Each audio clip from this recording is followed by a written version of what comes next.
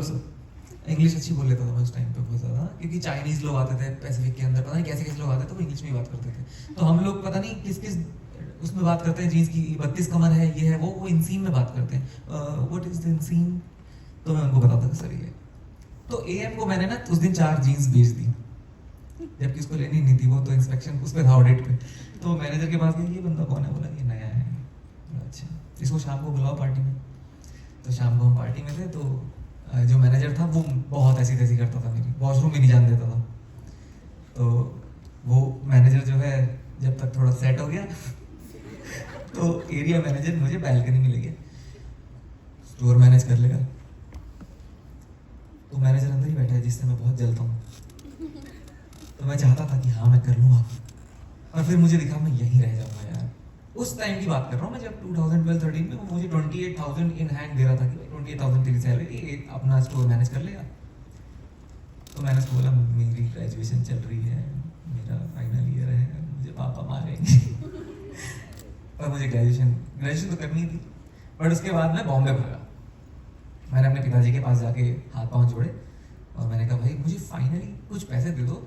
और मैं, उन्होंने बोला आखिरी बार दे रहा हूँ, और मैंने उस दिन आखिरी बार लिए भी थे। तो मैं बॉम्बे चला गया। मैंने वहाँ बहुत बहुत काम किया बॉम्बे में, मतलब बहुत मेहनत करी।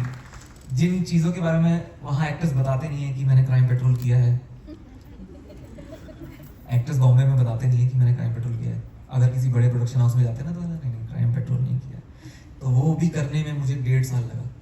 1.5 साल ऑडिशन देने के बाद मैं क्राइम पेट्रोल कर पाया। पता नहीं क्यों ऐसा हो जाता है कि एंड में मुझे जॉब करनी पड़ जाती थी तो फाइनली मैंने क्या किया कि एक दिन मैं अपने कमरे में बैठा हुआ था और मैंने कहा यार अगर कोई डायरेक्टर जिसको मेरा लुक सबसे, अगर किसी को नहीं मालूम है इंडस्ट्री के बारे में तो सबसे पहली चीज होती है लुक। अगर आप फिट हैं कैरेक्टर के लिए तभी आप अच्छे हैं।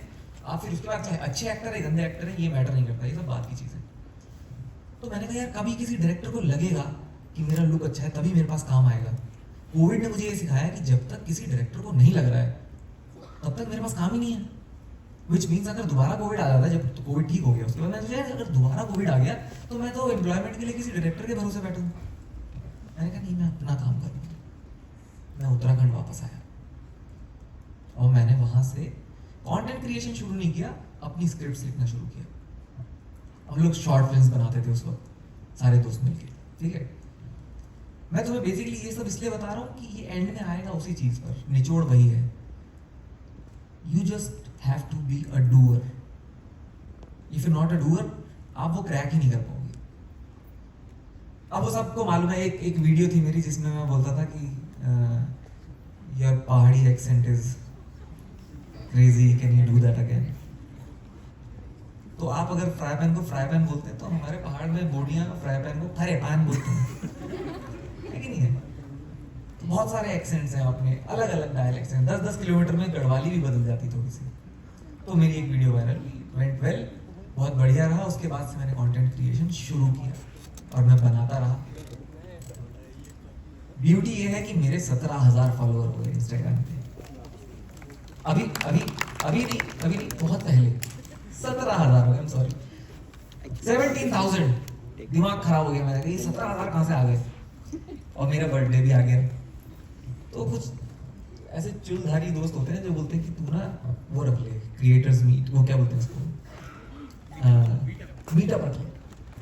और 17,000 के सारे सबके सब कमेंट करें कि भैया मीटअप रख लो, भैया मीटअप रख लो। कर रहे हैं, कोई रुद्रप्रयाग से है, कोई दिल्ली से है, कोई कहाँ से है।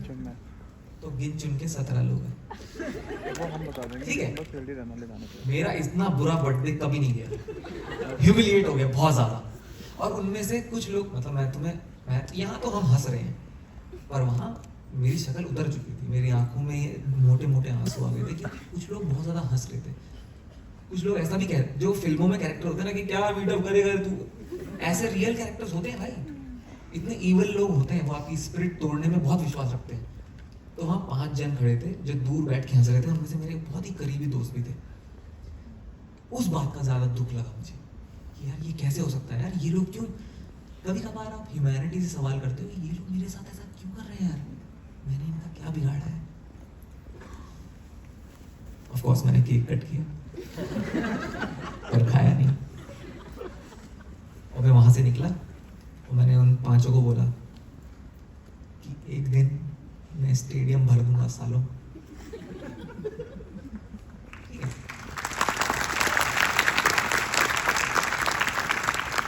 देखिए मैं बहुत कॉमन आदमी हूँ, मैं आपको इस टॉपिक पे भी आऊँगा कि कैसे आपको कंटेंट क्रिएशन के बारे में सोचना है, बट फिलहाल मैं बता रहा हूँ मैं कॉमन आदमी हूँ, इसीलिए मैं अच्छा कह सकते हैं क्रिएटर हूँ, क्योंकि मैं बहुत कॉमन आदमी हूँ। तो मैं कोटद्वार में रहकर अपनी टीम के साथ थिएटर कर रहा था और उनको बोल ही चुका था कि सालों में स्टेडियम भर दूंगा। बहुत दुख लगा उन दोस्तों का, बहुत दुख लगा मुझे कि ये लोग इसके साथ क्यों। जस्ट बिकॉज मैं बहुत कॉमन आदमी हूँ, मैं बाइक पे ही घूमता हूँ कोटद्वार में, और जिस कोटद्वार से मैं आता हूँ वो इतना खूबसूरत है कि मैं क्या बताऊँ। मैं बॉम्बे में उसके लिए रोता था, आज मैं बहुत खुश हूँ कि मैं कोटद्वार में रहता हूँ। तो अब कोटद्वार में ना कभी कभार जाते जाते बाइक पे अब मुझे आदत हो गई है कि मैं जा रहा हूँ और मुझे इग्नोर कैसे करना है लोगों को, नहीं जो मेरे फॉलोअर्स हैं, ऑफ कोर्स वो 5, अब वो 5 मेरे पास ऐसे आते नहीं है करके, और मैं भगा देता हूँ, मैं इधर उधर हो जाता हूँ। मेरी एक आदत है, अगर मेरी लाइफ में मेरे साथ कोई अच्छा नहीं कर रहा है, मैं ये कंसिडर नहीं करता कि वो उनकी फॉल्ट है, बस मैं उनके साथ नहीं रहना चाहता उसके बाद, और मैं वहां से हट जाता हूँ। तो ये क्वालिटी बहुत अच्छी है, मुझे ऐसा लगता है। तो आज भी वो मुझसे मिलना चाहते हैं। फिलहाल मैंने कंटेंट